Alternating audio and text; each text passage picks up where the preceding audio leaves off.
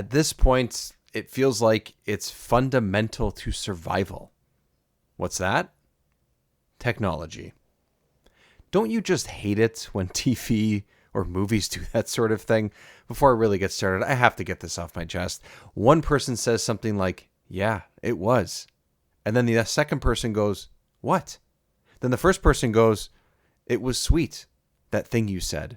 Referring to something like 5 minutes prior and completely confusing the audience and the other individual. Nobody talks like this. Nobody says one or two words referring to something from 5-10 minutes prior and just thinks, yep, everyone's going to follow along. Anyways, technology. Isn't it wild?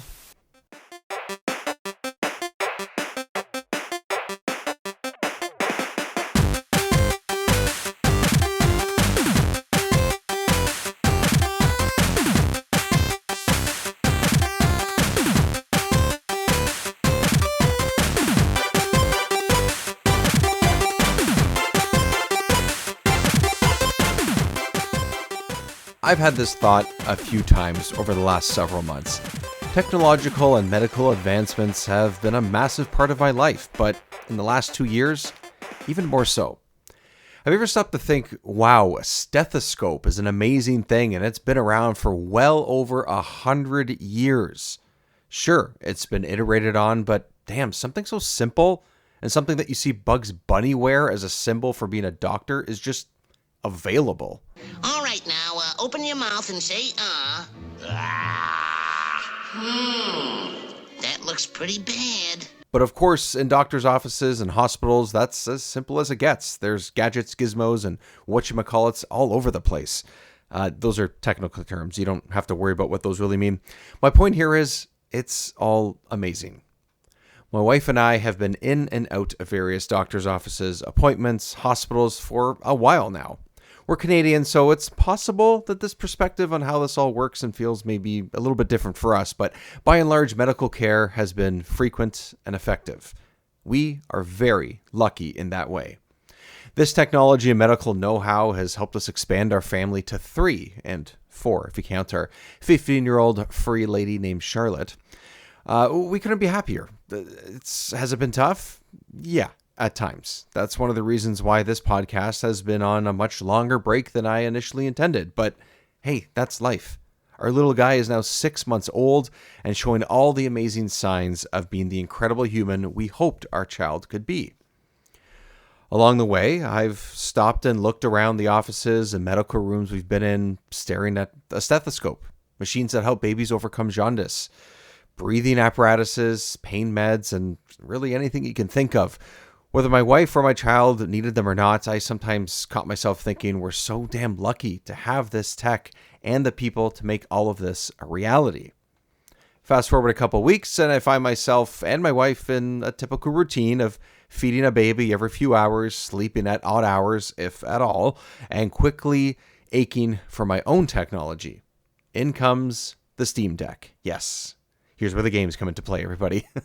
I've told some friends that this has been a sanity saver, not because I don't want to be around my family, but because when I do have some time, it's a great way to get some gaming in, a hobby I hold dear to my heart.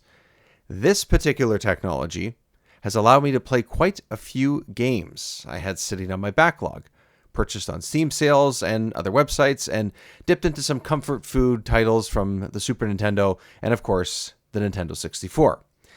Yeah, it took this long for me to mention that console.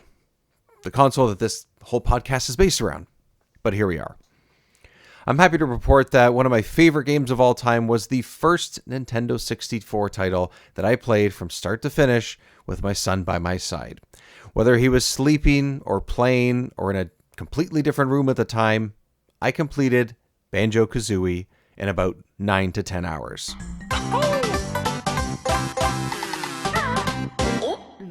I didn't intend to take the time from start to finish, and, there was something about that childlike whimsy in the game and humor that just felt right at the time. While it isn't the reason to play a great game like this, I can now proudly and joyfully tell my son later in his life that he and Dad technically played this game together, and it was his first N64 game.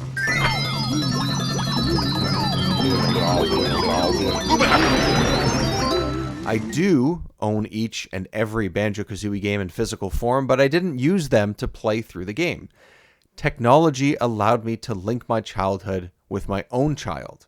A Steam Deck and emulation made it happen, along with a pretty fun retro achievements tally as well. Make sure you check that site out and we can be friends. I'm Dave Petro there if you are so inclined.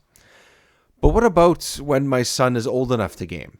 When he wants to? When he's able to? Do I go to Steam Deck and open his eyes to thousands of titles and files? Do I break into retro consoles that I have? Do I let him experience a bit of both with these approaches with the SNES and Genesis Minis I have on my shelf? Now, I'm not sure there's a perfect answer here, but there are options. This is why technology is incredible. Sure, stuff like emulation creates somewhat of a gray area depending on who you speak to, but I doubt anyone can argue that just having all these options available isn't just incredible in itself. I also doubt I'm not the only one who likely took these consoles and PCs for granted, honestly, when we were younger. As Bill from the Gaming and Collecting and 3DO Experience podcast said way back on level 2 of this show, quote, "People just want their stuff back." I was and am one of those people. I've accumulated gaming technology over the last 5 to 10 years in hopes of passing it on while also being able to enjoy it. I will never tell anyone what they need to play or how they need to play it a certain way, but money, time, availability, it all matters. But I do know that over the last year or so of this recording, Jiggy Lookback and I have done our best to play through games on this show with an authentic hardware, even if some of the titles are emulated through an EverDrive cartridge device, for example. At the end of the day, technology has given me the chance to be here and even write what I'm saying to you and put it out into the world in this audio form.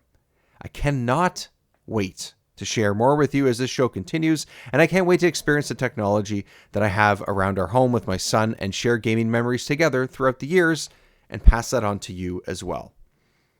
At the end of the day, thank you, everyone.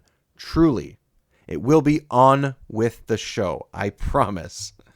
If you're listening to this in late 2024, when I am releasing this, expect new episodes to be hitting your feed in early 2025. We have some great ones planned to kick off the new year and return to a regularly scheduled shenanigans. And as the show and the shenanigans continue, I've slowly but surely been putting myself back out there on accounts with Remember 64 Show. You can find me pretty much everywhere but on Twitter or X, whatever you want to call it.